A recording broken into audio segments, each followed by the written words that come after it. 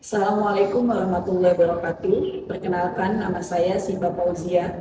Saat ini saya tercatat sebagai mahasiswa PPG dalam jabatan periode 2 batch 1 tahun 2025. Prodi Pendidikan Agama Islam UIN Sunan Ampel Surabaya dengan nomor induk mahasiswa 062108249110. Hari ini Kamis tanggal 8 Mei 2025. Saya akan melaksanakan praktek pembelajaran dalam rangka penilaian uji kinerja di unit kerja saya MA Anida Al Islami Kota Bekasi, Provinsi Jawa Barat.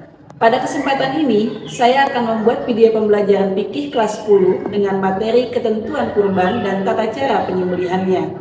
Metode pembelajaran yang saya gunakan pada pembelajaran kali ini adalah metode Problem Based Learning atau PBL. Semoga video pembelajaran ini bermanfaat.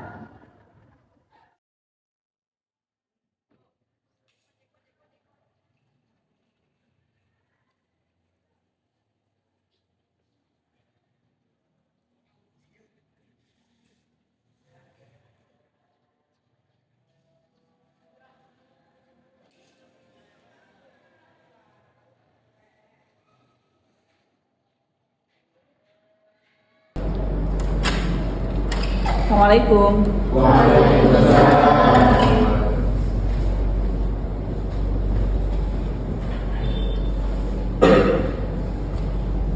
Gimana kabarnya hari ini?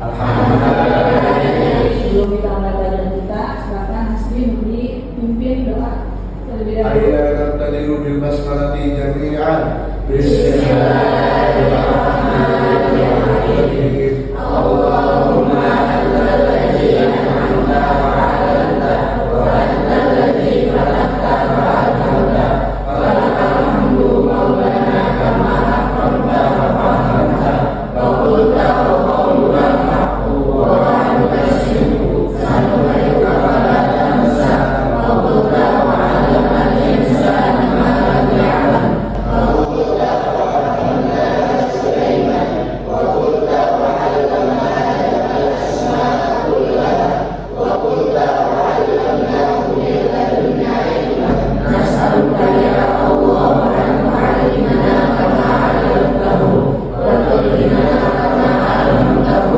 wa tahfazna anta bihi 'alaina kama hafizta 'alaihim wa qulta inna nahnu nazzalna dzikra wa inna lahu lahafizun wa sallallahu ala sayyidina Muhammadin wa ala alihi wa sahbihi wa sallam walhamdulillahi rabbil alamin. Alhamdulillah, semoga dalam membaca doa ini kita semua Allah berikan kemudahan dalam memahami setiap materi yang akan saya berikan. Selanjutnya, sebagai bentuk kita cinta kepada tanah air, seperti biasa kita terlebih dahulu menyanyikan lagu Indonesia Raya. Maka akan minta kalian semua untuk berdiri.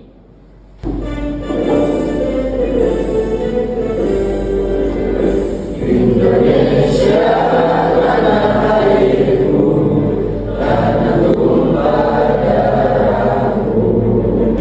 Di sanalah aku berdiri dari panggung ibuku.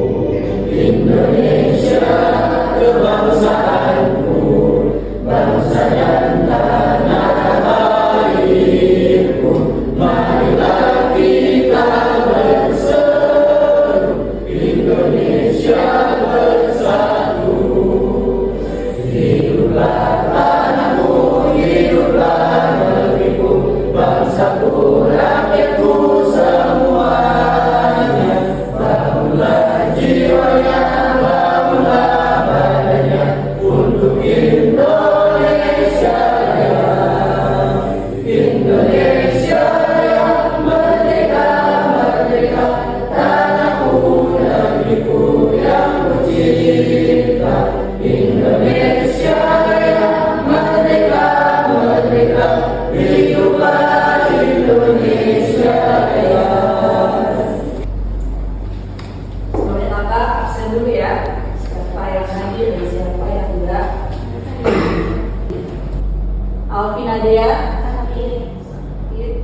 Andi Yuskita, Anissa Nurjani, Ifari Aulia, Asbia Kahfi, Imaratus Syariah, Yusuf Patibul, Jihan Faiha. Alhamdulillah. Nah, banyak teman-teman yang lagi pada sakit.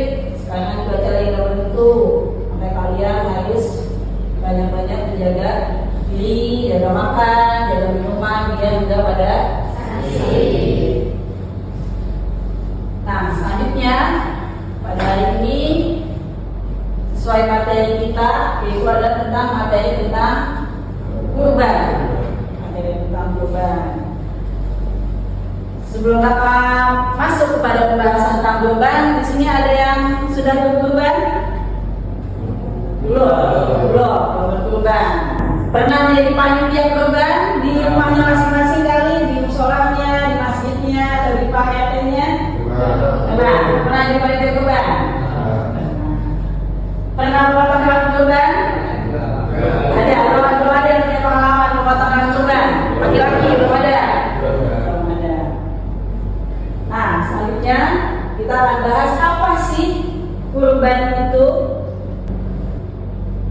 Sebelum kita mulai masuk pada materi, akan menjelaskan tujuan kita mempelajari materi tentang kurban. Yang pertama adalah memahami materi tentang ketentuan hewan kurban. Hewan apa saja sih yang bisa dikurbankan? Boleh nggak sih kurban dengan ayam atau mungkin bebek? Apa nanti kita akan bahas ketentuan hewan apa saja yang boleh dijadikan kurban. Kemudian menganalisis materi tentang ketentuan hewan kurban, menganalisis ketentuan penyembelihan hewan kurban, dan menyajikan hasil analisis tentang ketentuan hewan kurban dan juga penyembelihan hewan kurban. Nah, ketercapaian nanti kamu kakak itu berharap setelah kita mempelajari materi tentang hewan kurban ini, kalian sebagai peserta dapat menganalisis ketentuan hewan kurban, menganalisis ketentuan penyembelihan hewan kurban, menyajikan hasil analisis tentang ketentuan hewan kurban dan penyembelihan hewan kurban. Nah, sebelumnya kita buat kesepakatan terlebih dahulu ya. Jadi nanti kakak akan menyampaikan materi, kemudian kalian menyimaknya. Dan setelah selesai pemberian materi nanti, kakak akan memberikan kalian sebuah tayangan video tentang penyembelihan kurban. Lalu apa yang harus kalian lakukan? Jadi setiap kelompok akan minta untuk mendiskusikan apa yang kalian lihat pada video yang akan kakak tampilkan. Dan kakak akan minta nanti kamu satu persatu perwakilan tiap kelompoknya untuk maju ke depan mempresentasikan apa yang kalian bisa ambil hikmahnya atau kalian bisa rangkum materinya di kelompok kalian masing-masing. Bisa dipahami ya? Seperti itu ketentuannya ya. Nah, pengertian kurban. Kurban secara bahasa atau etimologis berasal dari bahasa Arab, yaitu korba, yang artinya mendekatkan diri. Sedangkan menurut istilah adalah penyembelihan binatang ternak yang memenuhi syariat tertentu, dilaksanakan pada waktu tertentu dengan niat ibadah guna mendekatkan diri kepada Allah Subhanahu wa Ta'ala. Sekali lagi, pengertian kurban menurut bahasa apa? Pengambilan kata dari bahasa Arab yang berarti mendekatkan diri. Kapan waktu penyembelihan hewan kurban? Nah, ibadah kurban ini dilaksanakan pada tanggal 10 Zulhijjah, yaitu pada saat perayaan Idul Adha. Kapan lagi waktu masih diperbolehkan untuk berkurban? Yaitu tanggal 11, 12, 13 Zulhijjah, atau sering disebut dengan hari Ashri. Nah, hukum berkurban. Bagi kaum muslimin, hukum kurban atau kurban adalah sunnah muakkad, sunnah yang dikuatkan, dan juga sunnah kifayah. Jadi kalau satu sudah mengerjakan, maka yang lain gugur sunahannya. Lihat, perintahnya adalah fasholli li rabbika wanhar. Ini ada kalimat, kalau kalian sudah belajar ilmu nahwu, wanhar itu kalimatnya adalah kalimat fi'il amr. Kok fi'il amr tapi yang tidak diwajibkan, jadi amrnya lin nada untuk kesunah Kalau kalian mampu, atau mungkin orang tua kalian mampu, atau nanti kalian sudah kerja kalian mampu, maka disunahkan kalian untuk membeli hewan kurban untuk dikurbankan. Jadi hukumnya untuk orang yang sudah mampu berkurban adalah sunnah muakkadah, sunnah yang dikuatkan. Jadi jangan sayang-sayang punya duit, sayang buat beli hewan kurban nih, habis nih 3,5 juta, atau mungkin kalau mau sapi bisa 20-an juta. Jangan seperti itu. Kalau memang sudah mampu, maka sudah selayaknya atau sudah seharusnya kita mengeluarkan rezeki kita untuk membeli hewan kurban. Jadi sekali lagi yang dibolehkan untuk berkurban atau binatang yang diperbolehkan untuk berkurban adalah domba atau kambing, sapi atau kerbau, kemudian onta. Sebagaimana sabda Rasulullah SAW, la tasbahu illa musinnatan illa ayyaksura alaikum fatanbahu jaddatan minat do'ni. Janganlah kamu menyembelih hewan kurban kecuali musinnah, kecuali jika kamu kesulitan untuk mendapatkannya, maka sembelihlah jaz'ah dari kambing. Jadi dikatakan boleh kambing yang berusia 2 tahun atau lebih, atau domba yang berumur 1 tahun. Ketentuan hewan kurban, jadi ada ketentuannya nih. Biasanya seekor kambing atau domba diperuntukkannya untuk 1 orang. Jadi 1 orang 1 domba, untuk kambing untuk sama 1 orang. Misalnya si Hasbi pengen kurban pakai domba atau kambing, maka itu diniatkannya atas nama Hasbi. Sedangkan unta, sapi atau kerbau diperuntukkan untuk kurban 7 orang. Nanti punya rezeki lebih, 1 keluarga, ada bapak, ada ibu, punya anak mungkin 3, 4, 5, namanya lagi pakai nenek-nenek, jadi itu 7. Berapa berkurban ada 1 keluarga itu dengan 1 ekor sapi atau unta atau bisa kerbau. Jadi kalau kambing domba buat 1 orang saja, sedangkan sapi, kerbau ataupun unta bisa untuk 7 orang. Hati-hati nih, hewan yang tidak sah untuk dikurbankan. Karena ada beberapa hewan kurban yang tidak sah untuk dikurbankan. 1, yang jelas-jelas buta. Setelah dicek, jatuhnya hewannya matanya buta, atau mungkin picek, atau mungkin sebelahnya melek, sebelahnya enggak melek. Itu enggak sah dijadikan sebagai hewan kurban. Yang kedua, yang fisiknya jelas-jelas dalam keadaan sakit, apalagi sakit mungkin sakit antraks, itu bahaya. Makanya biasanya kalau setiap Idul Adha itu atau menjelang Idul Adha, biasanya banyak dari pusat kesehatan itu memeriksa pedagang-pedagang hewan kurban, diperiksa apakah hewan ini ada penyakit antraksnya atau enggak. Karena kalau sampai dipotong ada penyakitnya, nanti bahaya juga bagi para penerima hewan kurban. Yang ketiga, yang kakinya jelas-jelas pincang atau patah kakinya. Yang keempat, yang badannya kurus, tak berlemak, kurus, kakinya kurus atau sapinya kurus. Kita pengen dikeluarkan, pengen berkurban sapi nih, karena kita punya keluarga 7 orang, tapi beli sapinya yang kurus. Jangan dipaksakan seperti itu kalau memang uangnya belum ada. Terus sekali lagi, kurban itu diperuntukkan untuk orang yang sudah mampu. Bagaimana sih cara penyembelihan hewan yang sesuai dengan syariat Islam? Nah, kakak kalian menyaksikan video ini, kemudian kalian telaah, kalian pelajari secara berkelompok, dan kalian tulis apa yang kalian tangkap, apa yang kalian bisa pahami dari video tersebut, dan kalian tuangkan ke lembar kerja yang nanti akan kakak berikan ke masing-masing kelompok. Nah, kakak kasih dulu nih lembar kerjanya, nanti dikerjakan.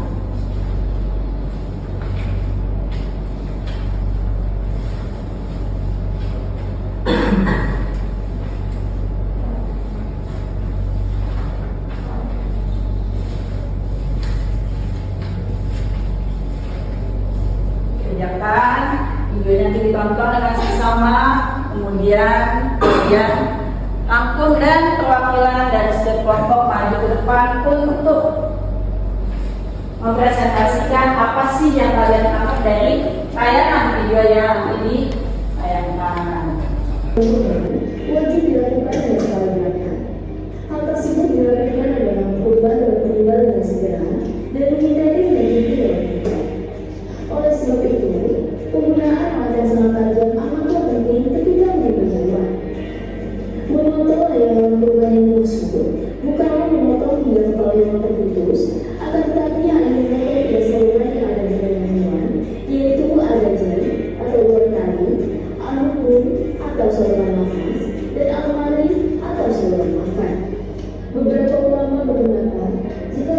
kedua saja, yaitu saluran nafas berbuat tadi, maka hukumnya sudah sah. Dianjurkan ketika membersihkan pisau atau mulut oleh hewan, berbarengan saat hewan memberikan nafas, bukan ketika hewan mengambilkan nafas. Hal tersebut dilakukan pada hewan tidak melakukan sambutan saat saluran nafasnya tertutup. Hal tersebut hukumnya tidak wajib, melainkan cara yang dianjurkan oleh Rasulullah SAW. Yang ketujuh, membaca doa. Setelah proses penyembelihan selesai dilakukan, baik yang mengeluarkan kurban maupun yang menyembelih kurban disilahkan membaca doa kurban. Ya Tuhan, hewan ini adalah nikmat darimu, dan dengan ini aku bertakaruf mendekatkan diri kepadamu. Maka terimalah tolongmu, wahai Tuhan yang Maha Pemurah. Yang kedelapan, membagi dengan kurban. Setelah hewan disembelih, dikuliti, dan dibersihkan, proses selanjutnya adalah membagi daging hewan kurban sebelum selanjutnya didistribusikan. Berikut aturan pembagian daging hewan kurban sesuai syariat Islam. 1/3 bagian untuk orang yang berkurban, lalu 1/3 bagian untuk tetangga, kerabat, keluarga, termasuk panitia yang disembelih, lalu 1/3 bagian untuk miskin. Nah, sekarang tugas kalian menyimpulkan apa yang kalian tadi tonton di tayangan video yang kakak tayangkan. Yang masing-masing dimulai dari sekarang, ayo silakan kalian mulai diskusinya. Dengan apa tadi yang kalian lihat pada tampilan video tentang tata cara penyembelihan hewan kurban yang sesuai dengan syariat.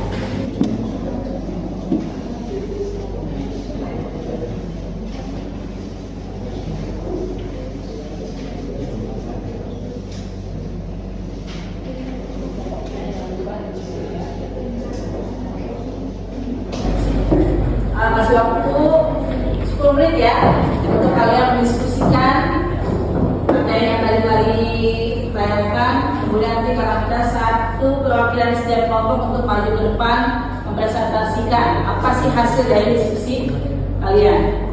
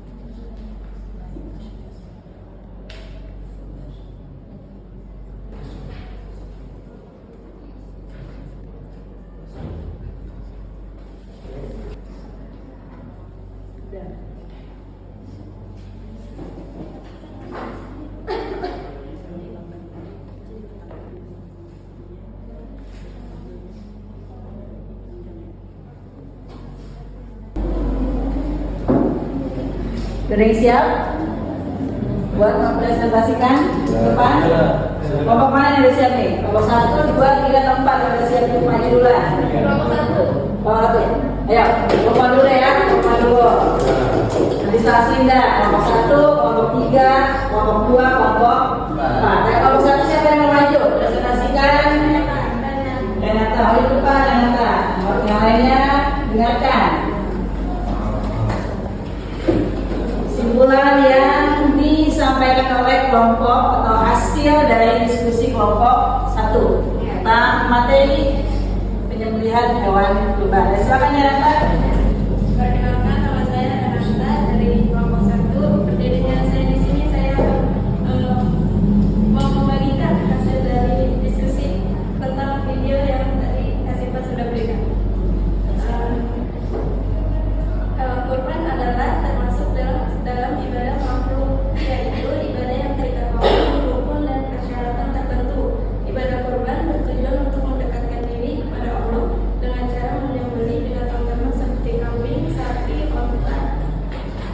dilaksanakan pada hari tasyrik, yaitu tanggal 10 Zulhijjah dan juga pada tanggal 11, 12, 13 Zulhijjah.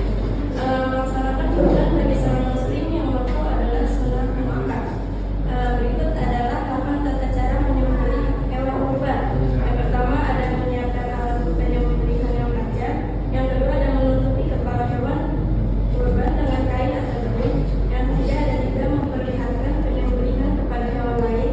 Yang keempat, hewan dihadapkan ke arah kiblat dengan menempatkan lambung kiri di bawah. Yang kelima ada membaca basmalah, takbir dan doa. Yang keenam ada membaca salawat dan salam kepada Rasul. Yang ketujuh menyembelih menghadap kiblat. Yang kedelapan, hewan yang pendek lehernya dipotong pada bagian tengah, sedangkan yang panjang lehernya dipotong pada bagian tengah atau lembut. Ya, hari ini baik. Silakan. Bismillahirrahmanirrahim. Assalamualaikum warahmatullahi wabarakatuh. Allahumma shalli wa sallim ala sayyidina wa maulana Muhammad wa ala alihi wa sahbihi ajma'in. Amma ba'd. Sebelumnya, karena si panjat gak bisa memanjat, jadi kita panjatkan dia untuk bisa memuji dan bersyukur atas kehadiran Allah Subhanahu wa taala pada pertemuan kali ini. Karena kalau Allah gak berkahi kita,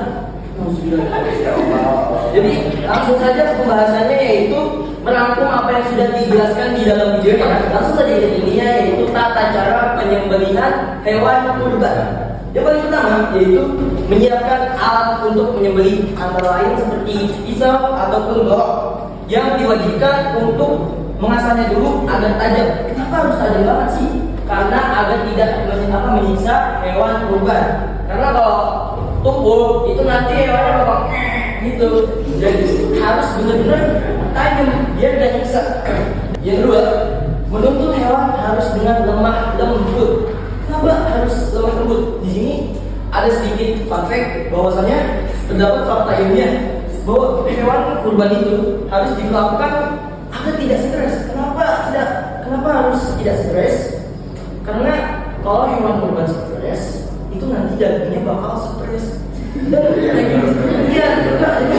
daging yang dimakannya itu halal ya, nggak orang yang stres. Dan orang yang memakannya bakal tertular juga. Jadi anggap aja ini sapi ya, teman-teman. Nah ya, ini sapi. Anggap aja ini sapi. Jadi metode orang dulu tuh harus diobrolin itu bisa banget. Jadi sekarang ada metode namanya tali sampul. Jadi kita bikin kayak gini dulu. Nah, lalu ada orang yang nanti dari belakang. Nah, ini kok mau kerja sih? Jadi intinya gini, biar si sapi itu bisa ini nggak stres. Assalamualaikum warahmatullahi wabarakatuh. Waalaikumsalam warahmatullahi wabarakatuh. Allahu akbar, Allahu akbar, Allahu akbar.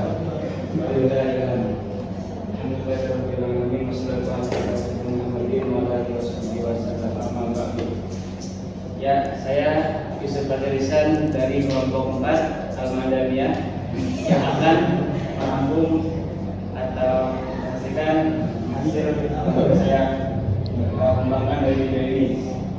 Pertama itu adalah tata cara berkurban. Adapun tujuan berkurban itu adalah mendekatkan diri kepada rahmat Allah Subhanahu wa taala. Pelaksanaan kurban itu dilaksanakan tanggal 10 Zulhijjah, 11, 12 dan 13. Itu Imam Syafi'i, Imam Abu Hanifah itu pada Hambali itu tanggal 10, 11, 12 Zulhijjah. Dan itu ada surat Al-Qausar ayat 2, Fasholli rabbika wanhar. Adapun dasarnya itu satu menyiapkan alatnya. Alat dimulai dari golok, pedang ataupun pisau. Disarankan pula memakai tulang, gigi atau kuku. Lalu yang kedua adalah menentukan hewan kurban.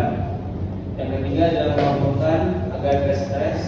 Dan yang dipakai itu adalah tali simpul yang berdasarkan oleh teman saya Farid.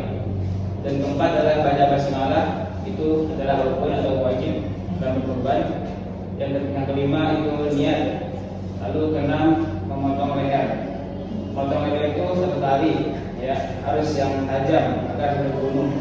Dan memotongnya itu di bagian tiga atau tiga saluran, yaitu saluran berat Nabi, nafas. Yang ketujuh, membaca doa. Lalu yang ke-8, membagi daging hewan kurban. Adapun bagiannya itu terbagi 3. Yang pertama atau bertiga untuk yang punya daging, ada bertiga lagi yang untuk tetangga, ada bertiga lagi untuk fakir miskin.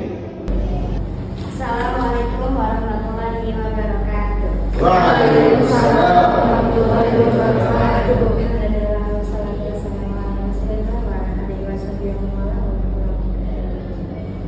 Saya Rai Syarifah, perwakilan dari kelompok 2 Gemas yang menyampaikan diskusi. Masih dua apa? Dua apa? Gemas. Oh, Gemas. Oke. Hukumnya berkorban adalah sunnah muakkadah, yaitu sunnah yang dianjurkan atau sunnah yang dibuatkan bagi seorang muslim yang mampu.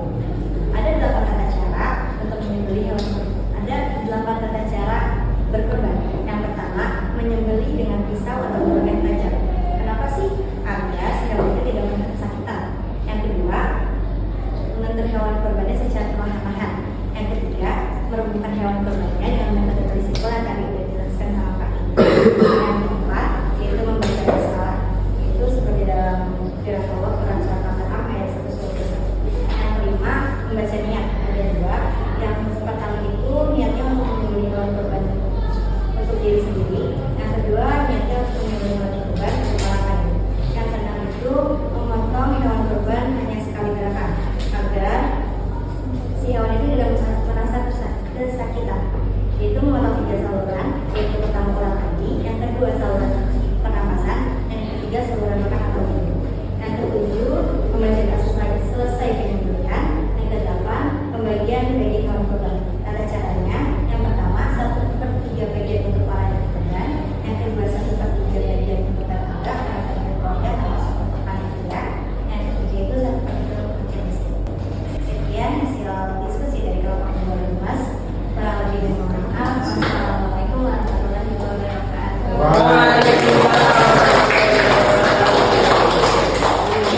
Selanjutnya perwakilan dari kelompok keempat. Siapa yang maju? Tadi kita sering kita dengar di situ ada namanya kurban itu masuk pada ibadah makhluk. Ibadah itu ada ibadah makhluk, ada ibadah beri makhluk. Ibadah makhluk itu adalah ibadah yang ada tata caranya, ada syarat rukunnya. Sholat itu masuk ibadah makhluk. Puasa itu masuk ibadah makhluk. Ada syaratnya, ada rukunnya, ada ketentuannya, itu namanya ibadah makhluk. Ada juga namanya ibadah ghairu makhluk. Ibadah sesuatu yang bernilai ibadah tapi nggak ada tata caranya, nggak ada syaratnya, nggak ada rukunnya. Apa contohnya? Kamu lagi lewat di jalan, kemudian ada paku najam, ente benahi atau ente singkir kan maksudnya ibadah, tapi namanya ibadah ghairu makhluk. Ibadah yang memang ada tata caranya, nggak ada ketentuan dan syaratnya. Tetangga lagi musim hujan, tetangga dulu pakai pakaian, makanya kita jadi sebagai tetangga angkatin jemurannya atau pindahnya jemurannya ke tempat yang nggak pernah hujan. Itu masuknya juga ibadah ghairu makhluk. Jadi, nah terakhir dapat saya simpulkan sekali lagi, kita simpulkan bersama bahwasanya hukum menyembelih hewan kurban adalah sunnah muakkad bagi yang mampu, yang sudah mampu tentu kurban, hukumnya sunnah muakkad. Kedua, ketentuan hewan kurban usianya untuk domba 1 tahun lebih, untuk kambing 2 tahun lebih, untuk sapi 2 tahun. berapa tahun? 2 tahun. Berapa? 2 tahun. Untuk onta 5 tahun. Ketentuannya untuk anak kambing diperuntukkan untuk kurban 1 orang, atau domba bersama untuk 1 orang, sapi, kerbau dan onta untuk 7 orang. Dilaksanakannya kurban pada tanggal 10, 11, 12 dan 13 Zulhijjah. Jadi pada saat pelaksanaan hari raya Idul Adha di tanggal 10-nya disunahkan dan masih dibolehkan itu pada tanggal 11, 12, 13 yang disebut dengan hari Tasyrik. Nah, demikian pembahasan kita pada hari ini tentang masalah kurban. Ada yang ingin ditanyakan? Ada Pak? Ada. Apa yang baik? Assalamualaikum warahmatullahi wabarakatuh.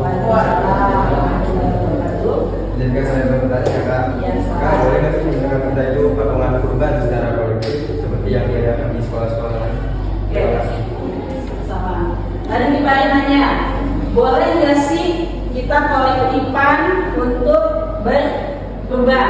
Kan banyak nih sekarang di sekolah-sekolah atau mungkin di Karangtaruna atau di RT patungan kolektifan hewan kurban. Misalnya satu orang bawa uang 50.000 untuk beli kurban. Misalnya kan satu kelas 10 ini, kelas 10 di Anida ini ada sekitaran 108 orang, kemudian suruh bawa uang 150.000 dibelikan satu ekor sapi. Itu boleh nggak dijadikan kurban? Boleh aja, tapi hukumnya bukan menjadi kurban, tapi hanya hewan sedekah. Karena tadi sudah ditentukan kurban itu kalau sapi itu untuk 7 orang, kambing buat 1 orang. Sedangkan kolektifan tadi boleh nggak? Boleh aja, tapi jadinya bukan kurban tapi sedekah. Jadi boleh aja.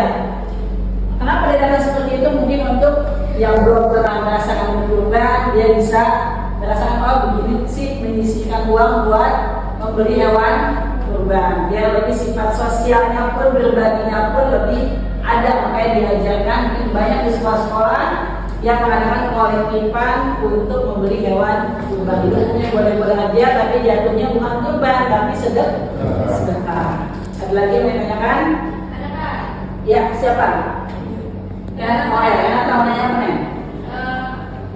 Saya pernah dengar Kak, kalau kurban itu hukumnya wajib. Nah, yang kita bahas di sini kan hukumnya senang makan. Jadi kurban itu hukumnya wajib apa sunah? Ya, tadi kita ada bahas hukum berkurban itu adalah sunnah muakkad. Ada yang mengatakan kurban itu menjadi wajib tatkala kurban itu dinazarkan. Misalnya orang dan begini, kalau anak saya nanti keterima kuliah di Universitas Indonesia, saya pengen berkurban. Yang tadinya hukum kurban tadi sunnah, karena dia udah bernazar seperti itu, nanti hukum kurban menjadi wajib.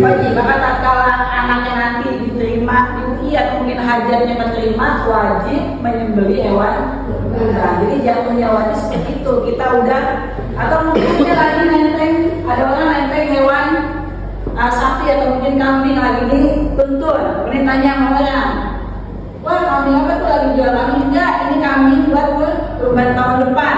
Itu mungkin ngomong seperti makan, nanti tahun depan itu wajib kambing tersebut harus dijadikan hewan kurban. Gak boleh saya jual, gak dapat duit di kambing buat saya jual aja, gak boleh, karena jatuhnya menjadi hukumnya wajib. Jadi menjadi wajib seperti itu Renata ya. Adanya sunnah muakkadah tatkala sudah diniatkan, sudah dinazarkan ya cita-cita kemudian berhasil, maka hewan kurban tersebut menjadi hukumnya wajib.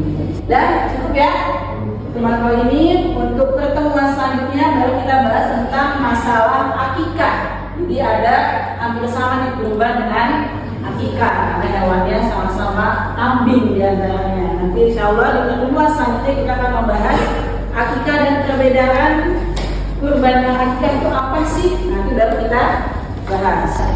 Nah, sekian pelajaran kita pada hari ini.